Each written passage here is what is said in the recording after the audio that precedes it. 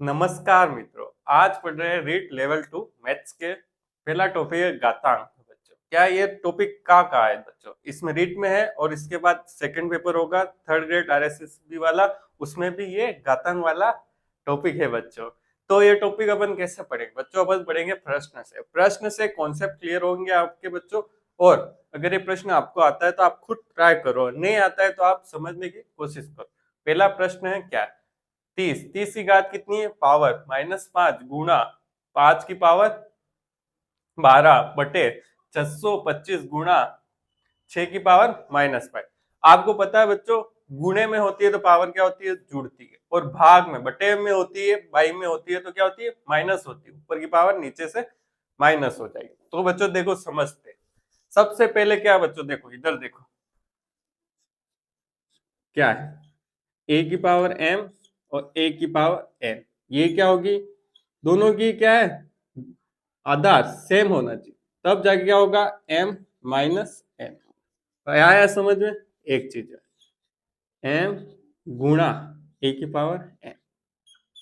ये दोनों की क्या है? आधार सेम है तो ये क्या हो जाएगी? जुड़ जाएगी m प्लस n। ठीक है बच्चों, और इसमें क्या काम आ रहा है वो देख लेते हैं। आपको पहले ये चीज समझ में अच्छे से आ जाएगी तो बच्चों प्रश्न बहुत सरल हो जाएगा। और क्या चीज है? हाँ, एक चीज और है। क्या चीज है? देखो, ए की घात m और कोष्टक n। ये क्या हो रहा है बच्चों? देखो, इसमें और इसमें क्या अंतर है बच्चों? ये कोष्टक का अंतर है। क्या अंतर है? देखो, m गुणा n। हाँ, इसमें क्या हो रही है? या नीचे आधार आधार का गुणा होती है, ये दोनों m और n जुड़ जाएंगे। तब अगर a m कोष्टक बार n, तो इन दोनों का गुणा होता है बच्चों। ठीक है, कोष्टक हटिए क्या होता है? m इंटू n का गुणा होता है। एक चीज और है, देखो बच्चों आपके समझने के लिए लिख देता हूं। अगर क्या आ जाए, a की घात m, m की घात n, ये थोड़ा अलग है। पहले आपको m की घात n सोल्व करना पड़ेगा, फिर a की घात जो भी आएगी वो सोल्व करना। देखो, ये चारों चीजें आपके दिमाग में कॉन्सेप्ट बिल्कुल क्लियर होना चाहिए बच्चों। ठीक है, तो अपन कोई भी कठिन प्रश्न की नींव क्या होती है बच्चों? क्या होती है कि आपके बेसिक कॉन्सेप्ट है वो क्लियर होने चाहिए, तब जाके आपको ये प्रश्न करने में बहुत आसानी होगी। जितने ज्यादा कॉन्सेप्ट क्लियर, उतना जल्दी प्रश्न आपका आराम से हो जाएगा। तो बच्चों आपको क्या करना है? चैनल को सब्सक्राइब करना है, ऐसे वीडियो आगे आते रहेंगे। और कमेंट करें, आपको कोई टॉपिक समझना हो, कोई क्वेश्चन के बारे में जानकारी प्राप्त करनी हो तो कमेंट करें। यहाँ तक आपको अच्छे से समझ में आ गया? ये तीनों चीजें आपको लिखनी है और इनका यूज इस प्रश्न में करेंगे। कैसे करेंगे देखो, सबसे पहले मैं क्या 30 को क्या लिख सकता हूँ बच्चों? इसको तोड़ना पड़ेगा, किसमें? गुणनखंड में। 30 को कैसे लिख सकता हूँ? अपन को किसका चाहिए? 6 और 5 पे तोड़ना है। ठीक है बच्चों, किसमें तोड़ना है? 6 और 5। यहाँ पे क्या देगा? 5 और 6 दे देगा, 6 और 5 में। तो क्या लिख सकता हूँ? 6 पंजे 30। क्या लिख सकता हूँ 30 को? 6 पंजे 30 या 5 छंग 30। ठीक है बच्चों, क्यों इसमें क्यों तोड़ा? 2 और 3 में क्यों नहीं तोड़ा? 4 में क्यों नहीं तोड़ा? क्यों नहीं तोड़ा? क्योंकि अपन को 5 और 6 में ही चाहिए।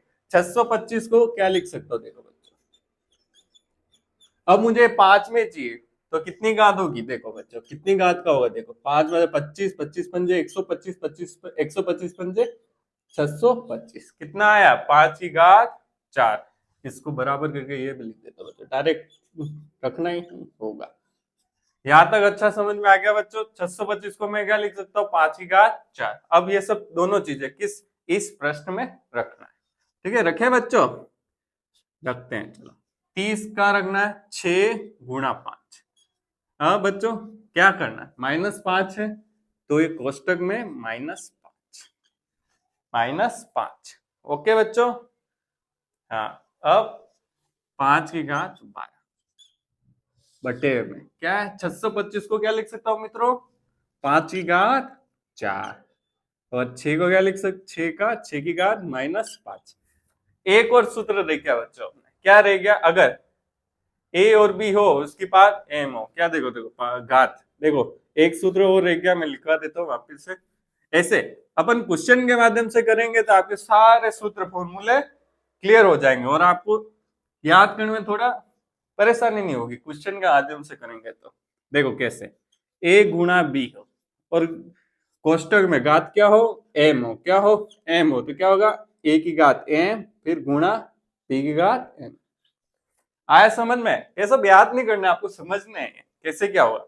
m दोनों में बढ़ जाएगी, दोनों के पास आ जाएगी, गुना है तो यह। ठीक है बच्चों? हाँ, अब करते क्या करते, 6 की घात -5 गुणा 5 की घात -5 गुणा 5 की घात 12 बटे 5 की घात 4 गुणा 6 की घात -5। हाँ, ये हो गया बच्चों यहाँ तक। अच्छे से समझ में आ गया होगा आपको, मैंने बहुत अच्छे तरीके से समझाने की कोशिश की है और करूंगा भी मित्रों। अब देखो 6 ये है, ये 6 है, अब क्या करूं, इस 6 को मैं ऊपर ले जाना है मुझे, क्या इस घात को ऊपर ले जाना है, इसका भी आधार सेम है, इसका भी आधार सेम है, तो क्या किया देखो, -5 ऊपर जाएगा तो क्या आएगा, माइनस आएगा, और -5 पहले से आया बच्चों समझ में? क्या किया, 6 की घात -5 लिख दी, इस सूत्र से क्या किया, n ऊपर जाता है तो माइनस आता है, तो माइनस लगा दिया, और -5 पहले से ही है। ओके बच्चों, अब 5 की घात -5, ठीक है बच्चों, ये गुणे में आधार दोनों के सेम है, क्या हो जाएगा, जुड़ जाएगा। ठीक है, -5 + 12, और ये क्या है, नीचे बटे में 5 की घात क्या है, 4 है, 4 क्या होगा, ऊपर चला जाएगा तो -4। ठीक है बच्चों, ये नीचे था तो ऊपर चले गया तो -4। ओके बच्चों, अब इसको करते हैं सोल्व। -5, आपको पता ही होगा माइनस का गुणा माइनस होता है, क्या आता है, +5 गुणा 5।